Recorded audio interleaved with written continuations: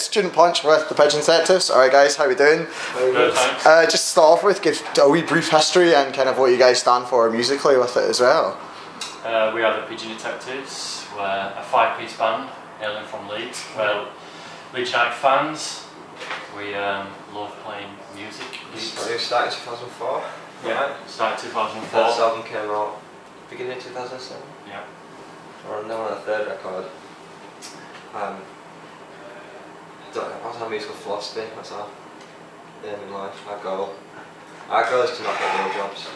Yeah. And try and be young for as long as possible. Peter Pan-esque then, yeah, basically. Alright, fair enough. Alright, you touched on Leeds twice there, so why do you think so many great bands have come out of Leeds in the last couple of years with it as well? Do you think there's something in the water, or...? I think there's a lot of great bands in Leeds doing a lot of different things, as opposed to places like London and Manchester. You tend to get a lot of bands that sound the same.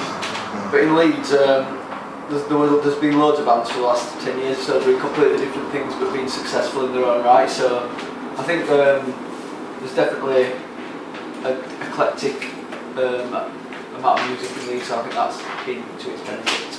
Fair enough. Obviously, you said all Leeds United fans as well. Are you guys going to get promoted this season, or...? Not. Yeah, we'll get promoted through the playoffs, I think. That's Playoffs. how we'll do it, yeah. Fair enough then, fair enough. You got a couple of Scottish players as well, Barry Bannon, Robert Snodgrass and stuff like that as well. Yeah, so there you go. Brought through international team as well. Yeah, he played against Brazil on Sunday. It was interesting. No, that sounds good.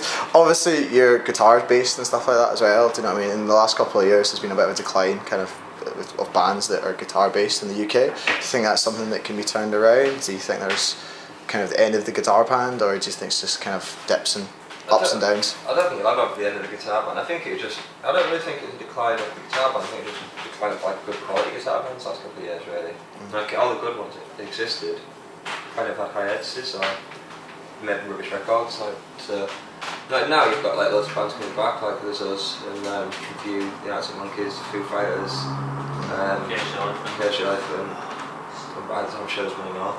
So we're kind of the Strokes, obviously. But yeah, so no, it's kind of like, I think by the end of this year, everyone will love guitar music again. It'll be dominating the charts, hopefully. Fair enough, sounds good. Obviously, guys, you've toured for a couple of years now. You know what I mean? You've played all over the world and stuff like that. Where's been your favourite place to play so far? Actually, it's obvious. This is my time. It's Glasgow for me.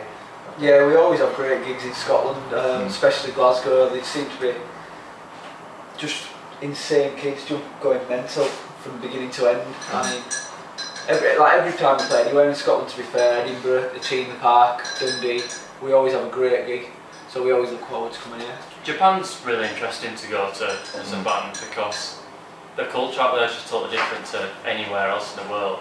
So when you like land there, it's just literally it's an experience, and the fans are totally different to anywhere else in the world as well.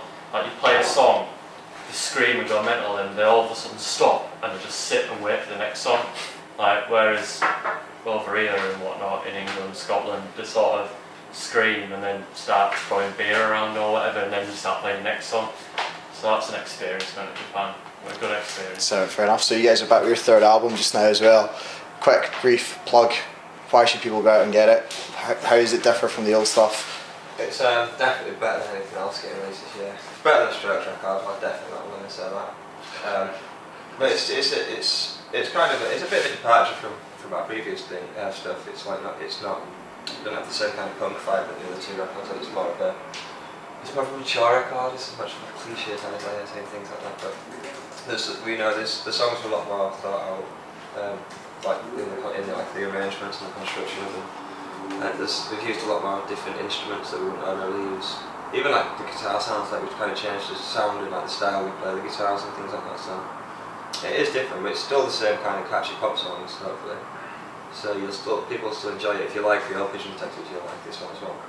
And it's out on 4th of April, so go and buy it. If you didn't like the old Pigeon Detectives, you'll like this one as well. Fair enough, I like it. If there's one song that you could download personally from the album, what would it be? What one do you think people should go out and... If they're only going to get one to start off with, which one's going to sell it to them most and make them buy the rest? Well, the first single's doing a secret. Yeah. So we won't say that because it might not go. A song called Turn What? Out the Lights. Say that? You think that? No. Turn Out the Lights. Yeah, there's a song called What Can I Say, which I think is a good gives a good impression of us kind of having a more cultured and mature kind of Sophisticated,